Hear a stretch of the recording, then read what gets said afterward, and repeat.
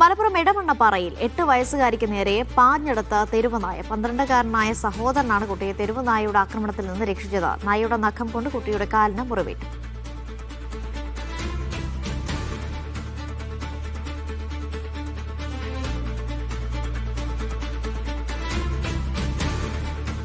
ജംഷീറുടെ വിവരങ്ങളുമായി. ജംഷീർ, എന്താണ് സംഭവിച്ചത്?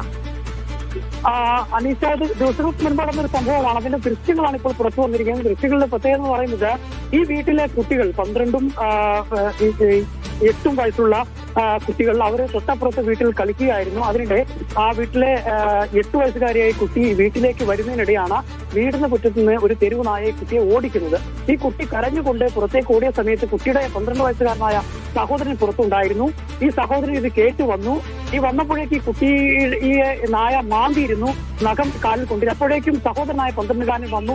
ഉടനടി തന്നെ സഹോദരനായ ആ 12-കാരൻ ഈ നായയെ കല്ലെടുത്ത് എറിഞ്ഞു ഓടിക്കുന്നതാണ് ദൃശ്യം. അതായത് ദൃശ്യത്തിൽ കാണുന്നത്, ആദ്യം ഈ കുട്ടിയെ കടിക്കാനായി നായ ഓടുന്നു, തുടർന്ന് പിന്നീട് ഈ സഹോദരൻ ഈ നായയെ തിരിച്ചോടിക്കുന്നതാണ് ആ ദൃശ്യങ്ങളിലുള്ളത്. ആ സഹോദരന്റെ കരുതൽ, അല്ലെങ്കിൽ ആ സഹോദരന്റെ ഈ കുട്ടിയുടെ കരച്ചിൽ കേട്ടുള്ള ഉടനടിയുള്ള ഇടപെടൽ കൊണ്ട് കടിയേൽക്കാതെ രക്ഷപ്പെട്ടു. പക്ഷേ ഈ കുട്ടിയുടെ കാലിന് ഈ പരിക്കേറ്റിട്ടുണ്ട്. കുട്ടിയുടെ നഖം, ഈ നായയുടെ നഖം കൊണ്ടും മറ്റുമൊക്കെ.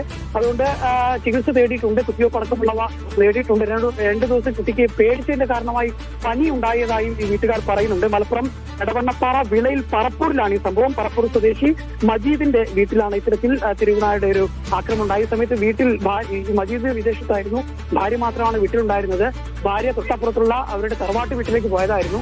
വീട്ടിൽ ആരും ഉണ്ടായിരുന്നില്ല എന്നുള്ള സമയത്ത് ആ ഒരു നായ മാത്രമല്ല, വീടിന്റെ അപ്പുറത്തിപ്പുറത്തൊക്കെ ധാരാളം നായ്ക്കൾ ഉണ്ടായിരുന്നു. അതിലൊരു നായയാണ് ഈ കുട്ടിയെ ഓടിച്ചത്. പക്ഷെ ആ 12 വയസ്സുകാരനായ സഹോദരൻ സംയോജിതമായി കുട്ടിയുടെ കരച്ചിൽ കേട്ട് സമീപത്തിന് ഓടി വന്ന് ഈ നായയെ തുരത്തുകയായിരുന്നു.